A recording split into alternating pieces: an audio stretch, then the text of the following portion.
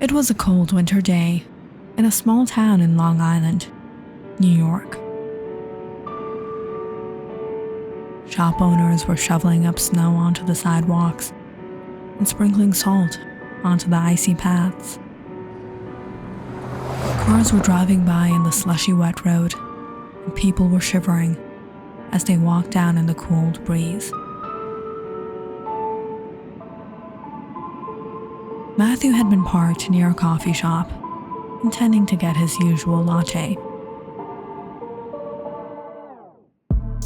He looked out onto the streets and watched all the people that were walking by. He eyed a woman walking out the coffee shop, taking a sip from her cup. She was dressed nicely, had long braided blonde hair.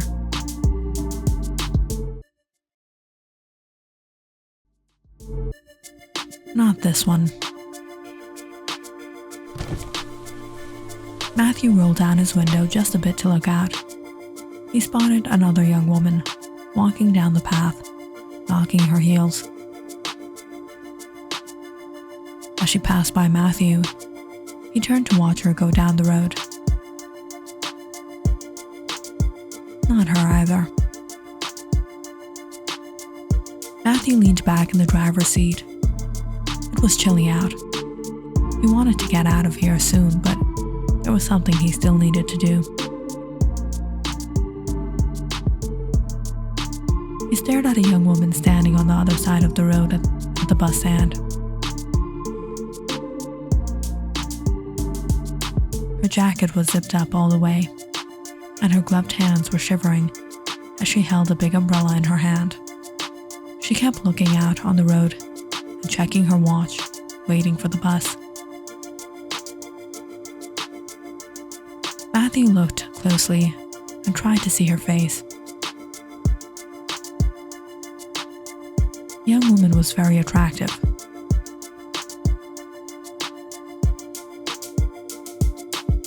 Her tufts of dark brown hair hung over her shoulders. This wasn't the first time Matthew was watching this beautiful woman.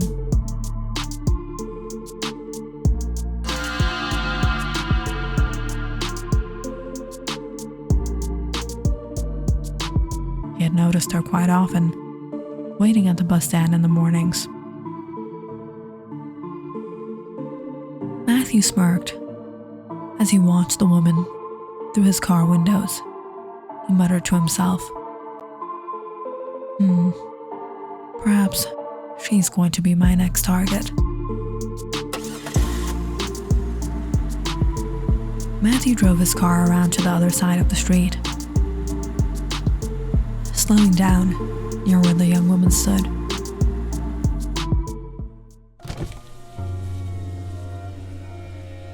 He rolled down his window. It's really cold out, and I've noticed you've been waiting here for quite some time now. How about I give you a lift? Matthew ushered the woman with his hands and unlocked his door. That's all right. My bus will be here anytime. The weather has been very bad. I think it'll be a while till the bus comes. I've seen you before, and I have some time. Let me help you out. The young woman held her umbrella and replied, "Thank you, but I'll be fine."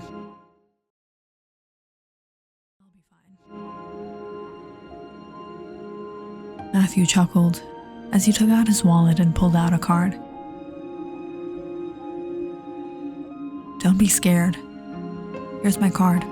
I'm a lawyer, and you can always trust a doctor and a lawyer." Matthew reached out his window and gave the woman his card.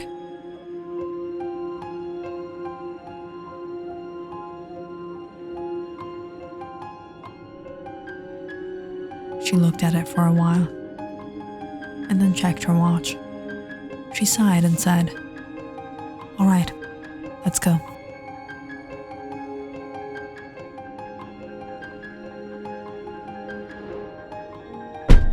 The young woman got into the car and shut the doors.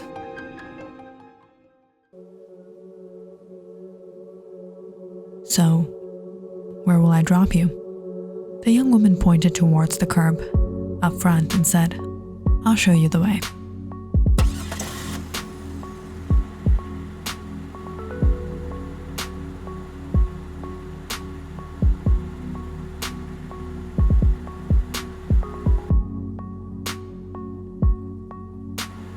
Matthew drove forward and halted the car at the red light.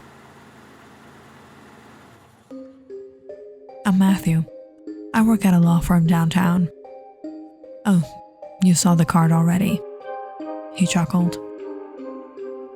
Thanks for the lift. I'm Olivia.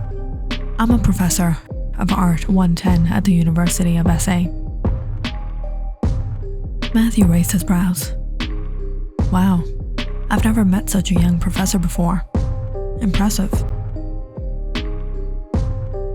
Matthew watched Olivia as she sat in the seat next to him, but she didn't pay heed to what she still held on to her umbrella. As she looked outside, desperate to get out. Olivia didn't want to accept the stranger's offer, but the business card Matthew had shown her looked legitimate. And Olivia was already late. Matthew sat back in his seat and wondered to himself. He had to make a good impression before he could make this girl his next target. It had been quite a while since the last girl he had picked earlier this winter. Matthew had a very strange sense of humor. He became amused by scaring his targets before victimizing them.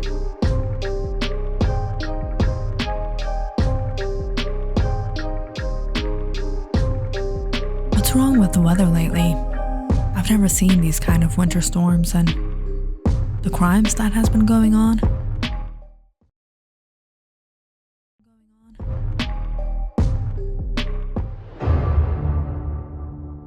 Olivia looked confused. What? Has something happened? I've been living here for years now. It's a good neighborhood. Matthew began driving again. So you don't know. There's been a serial killer out on the loose. Olivia raised her brow. She suddenly regretted getting into the car. This man couldn't find anything better to talk about. She looked out the window and murmured, I've never heard anyone talking about it. Matthew replied, Are you sure? Didn't you watch the news? It's been happening for the past 2 years. Well, maybe it's because you're not in the field of law. This is what I do for a living, so I find myself wrapped up in many of these cases. Olivia pointed to the left again. She tried to picture the town map in her head. She began pondering on the best route she could take. It's this way. So how far along are the police in catching this guy? Matthew turned his car and responded, So far, the police have found the bodies from the past 2 winters. How do you know it's one person who did all the crimes, and not separate incidents? By the modus operandi. It's not hard to tell. Olivia asked with a confused look on her face. Modus operandi? What's that? That's how you know it's a serial killing. You see, every culprit has their own signature. They commit the crime in a similar manner. For example, the famous Ted. I'm sure you've heard of him. His victims were generally dark-haired, attractive women. And then there was Robert H. His victims would also be women. But his modus operandi was he took the women to remote places before he hunted them down. And who could forget Mr. Gene's case? He was sick in the head. After his mother died, he went insane and took down women that resembled his mother.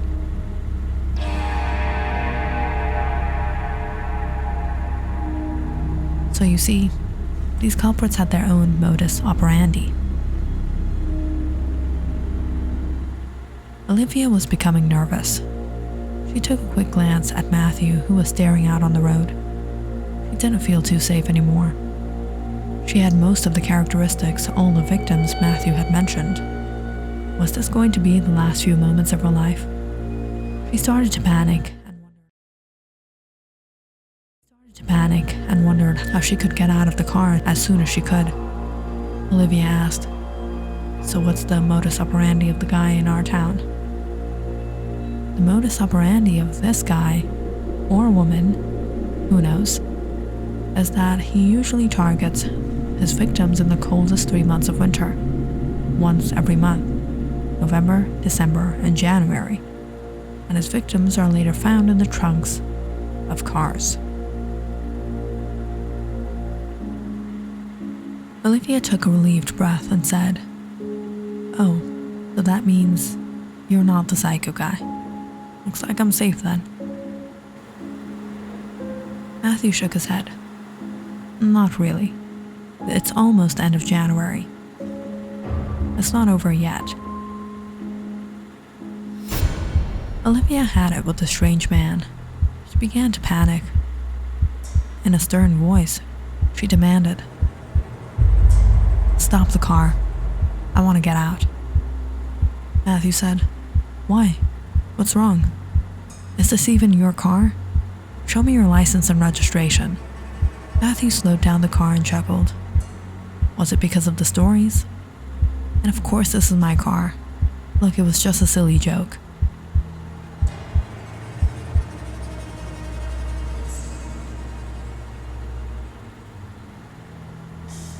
Matthew took the car to the side of the empty highway road. He looked around. It was quiet. There wasn't any traffic. He thought to himself, it was a good thing they were alone.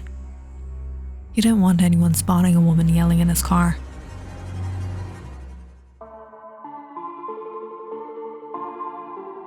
He pulled out his license and car papers and handed them to Olivia.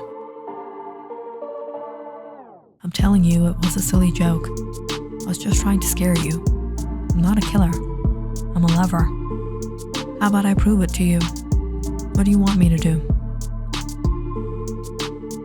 Olivia examined the license. "All right. Now at least I know you are who you claim to be, and that this is your car." "Great. Now can we go?"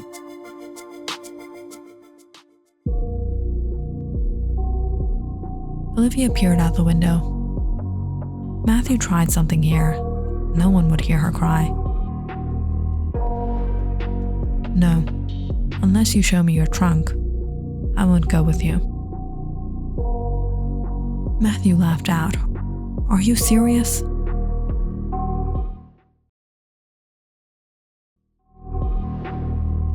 Olivia looked at him sternly. Matthew raised his hands and said, "All right, but if I show you my trunk and there's nothing there, what will I get in return?" Olivia was becoming sick of this man. She regretted having accepted the offer and getting into his car. She had to save something that was greater than her life. She had to figure some way to fool this man and get out.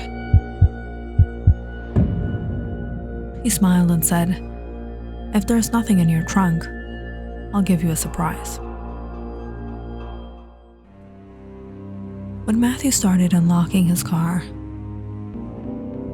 Olivia finally got some relief. Perhaps she would get her chance. Olivia grabbed her bag and her umbrella and scrambled out of the car as quick as she could. The two walked around to the rear of the car. Olivia stood behind Matthew as he opened his trunk.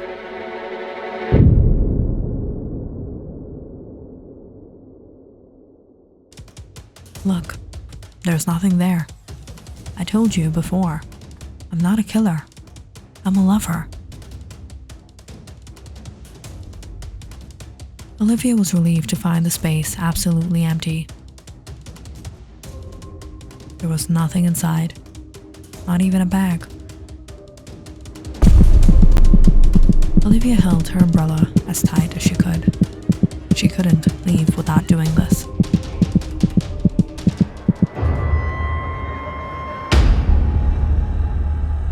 She struck Matthew on his head. Matthew fell into his car's trunk. Everything went dark in front of his eyes as he felt wetness trickle down his forehead. The last words he heard Olivia say, "You're wrong, lawyer.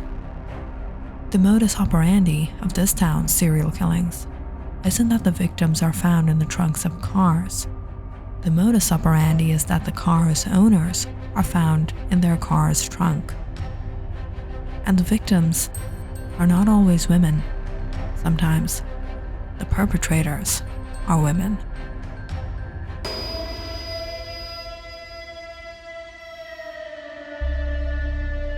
If you enjoyed this story, please like and subscribe to my channel and share this video with your friends and family.